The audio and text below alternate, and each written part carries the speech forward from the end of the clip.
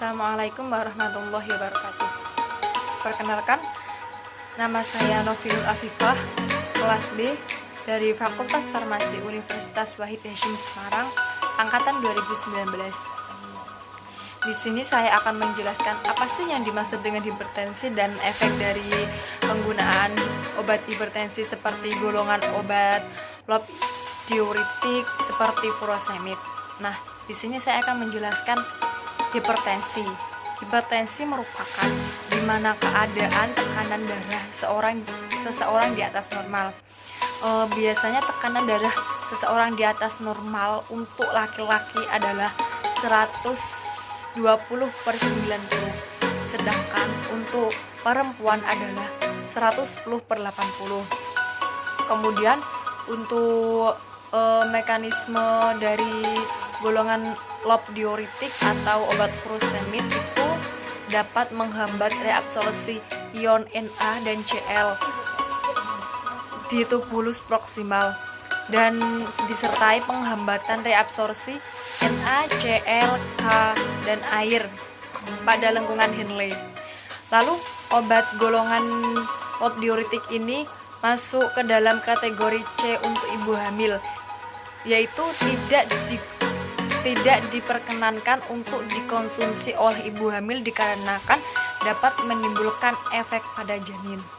Lalu yang selanjutnya yaitu efek samping dari penggunaan obat hipertensi golongan lob diuretik atau furosemid. Apa saja sih efek samping dari obat golongan tersebut? Nah, yang pertama yaitu hiperkolesterolemia adalah penyakit yang terjadi saat kadar kolesterol atau lemak dalam tubuh melebihi batas normal. Biasanya itu kadar kolesterol total itu kurang dari 200 mg per desiliter yang ada di dalam tubuh. Kemudian efek yang kedua yaitu hiperglisemia. Nah, hiperglisemia sendiri yaitu kondisi kadar gula darah yang tinggi yang umumnya terjadi pada penderita diabetes mellitus.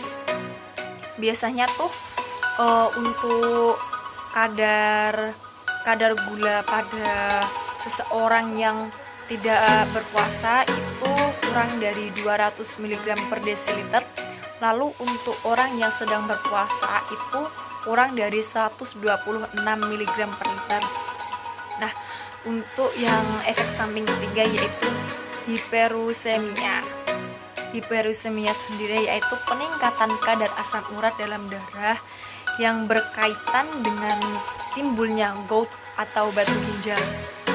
Nah, biasanya tuh batas kadar asam urat dalam tubuh seseorang itu 6,8 mg per desiliter. Peningkatan asam urat ini dapat disebabkan oleh peningkatan produksi, penurunan ekspresi, dan kombinasi dari keduanya. Nah, untuk yang keempat yaitu asidosis metabolik. Asidosis metabolik merupakan gangguan keseimbangan asam basa, biasanya disebut juga dengan pH pada tubuh.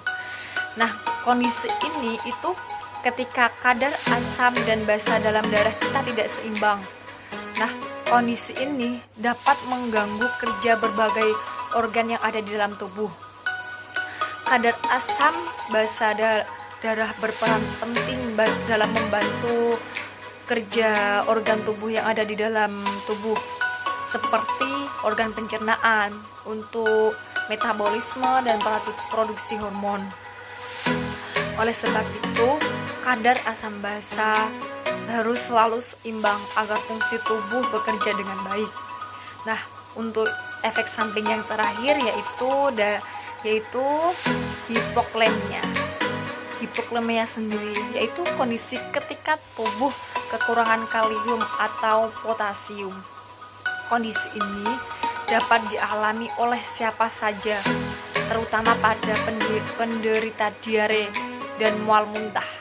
Nah, cara untuk penanggulangannya sendiri itu perlu segera dilakukan guna untuk mencegah komplikasi yang serius seperti gangguan jantung. Lalu, kalium merupakan mineral dalam tubuh yang mengendalikan fungsi sel saraf otot, terutama untuk otot jantung. Kalium juga berperan dalam menjaga keseimbangan cairan tubuh dan mengatur tekanan darah. Ketika kadar kalium dalam tubuh berkurang, berbagai gejala akan muncul tergantung pada jumlah kalium yang hilang. Lalu pada golongan obat loop diuretik ini ada beberapa catatannya, yang seperti dapat memperpanjang durasi obat lain yang dieliminasi dalam tubuh melalui ginjal. Yang kedua yaitu efektif untuk mengalami edema atau bengkak. Sekian dari penjelasan dari saya. Apabila ada kurang salah dalam perkataan, mohon maaf. Terima kasih. Wassalamualaikum warahmatullahi wabarakatuh.